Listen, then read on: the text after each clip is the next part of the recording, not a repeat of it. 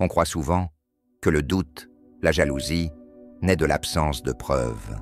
Mais parfois, le silence, les demi-mots, les absences invisibles suffisent à faire vaciller toute une réalité.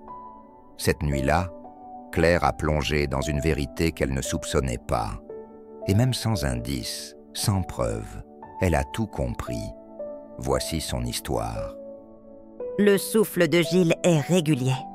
Apaisant peut-être pour certains. Mais pour moi, il ressemble au tic-tac d'une horloge.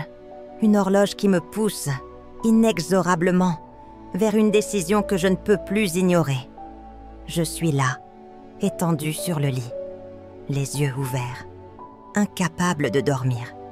Et je sens l'amertume grandir, lentement, comme une marée noire dans mon cœur.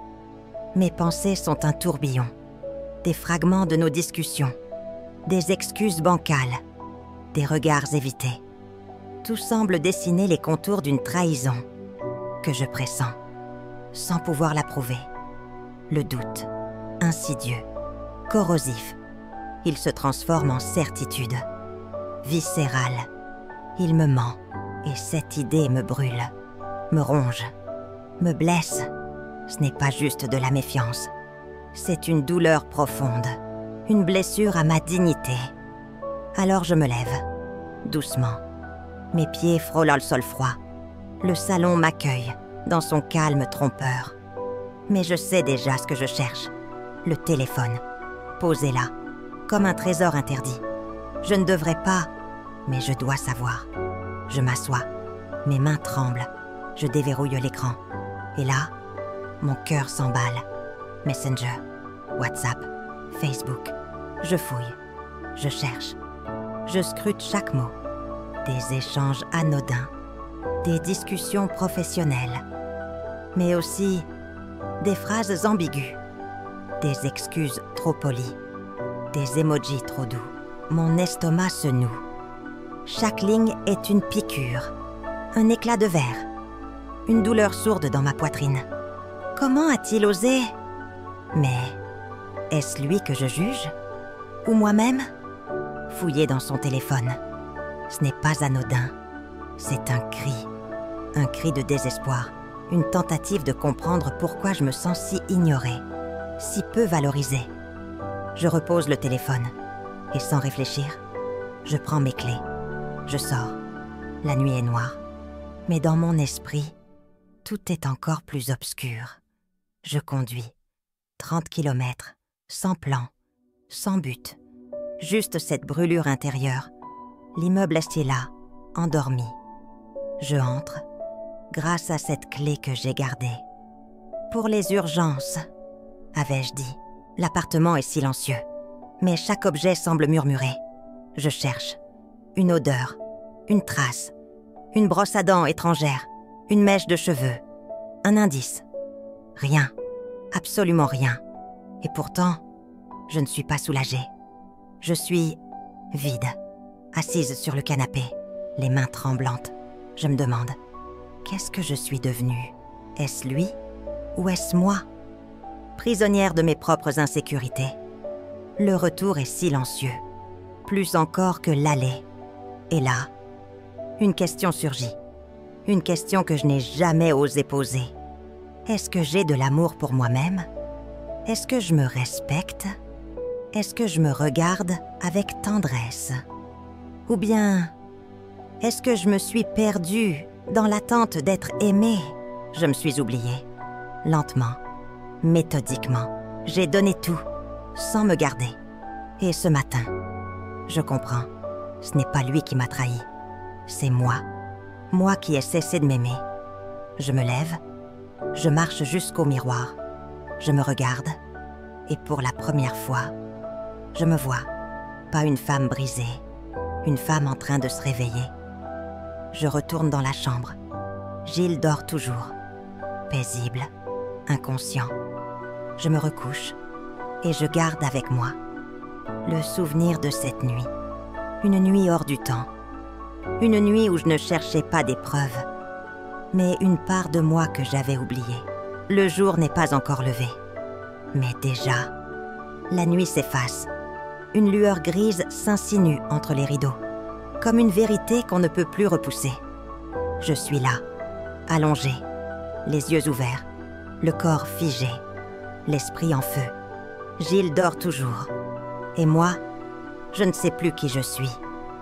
Je me sens étrangère à moi-même, comme si cette nuit avait été vécue par une autre, une version de moi que je ne reconnais pas, ou peut-être que je connais trop bien. Pourquoi ai-je fait ça? Pourquoi cette impulsion? Cette fuite vers son appartement? Cette quête désespérée de preuves? Qu'est-ce qui tourne si mal en moi pour que j'en arrive là? Je me pose la question. Encore. Encore. Et plus j'y pense, plus je comprends. Ce n'est pas seulement à cause de lui. Ce n'est pas seulement à cause de ses messages ou de ses silences suspects. C'est plus ancien, plus profond. Depuis quand ai-je commencé à douter? Depuis quand ai-je cessé de me sentir en sécurité dans l'amour? Je ne sais pas. Il n'y a pas eu de moment précis. Pas de fracture nette, juste une lente érosion. Des regards absents, des gestes oubliés, des mots qui ne venaient plus. Le matin est là.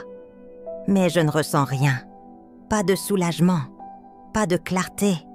Juste une question. Une question que je n'ai jamais osé poser. Une question qui me frappe en plein cœur.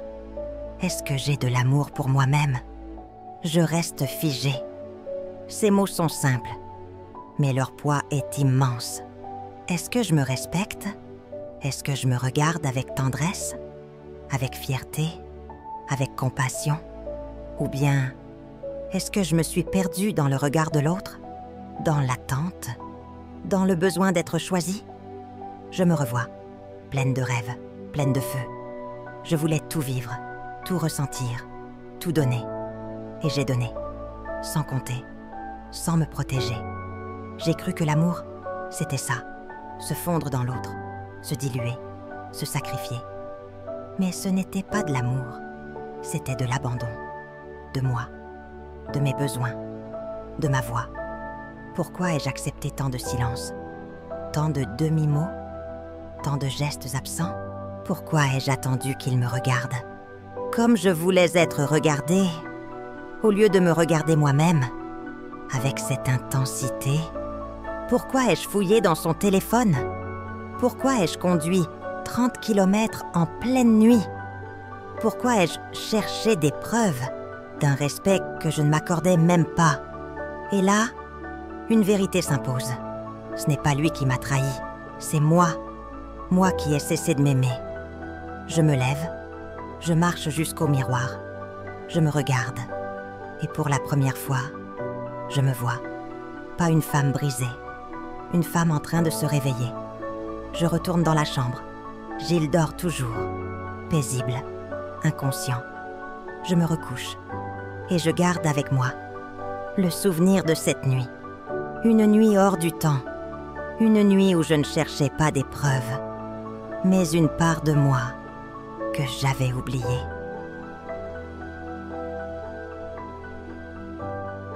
Si cette nuit vous a touché, si vous avez ressenti, ne serait-ce qu'un instant, le poids des silences, des doutes, des réveils intérieurs, alors prenez une seconde pour liker cette vidéo. Ça nous aide à continuer à raconter des histoires vraies, des histoires qui résonnent. Et si vous voulez suivre Claire ou découvrir d'autres récits aussi intimes, aussi troublants, abonnez-vous. On a encore tant à explorer ensemble. Dites-nous en commentaire, est-ce que vous aimeriez qu'on continue l'histoire de Claire ou qu'on plonge dans d'autres nuits de révélation, d'autres âmes en quête de vérité? Merci d'avoir écouté. Merci d'avoir ressenti. À très vite.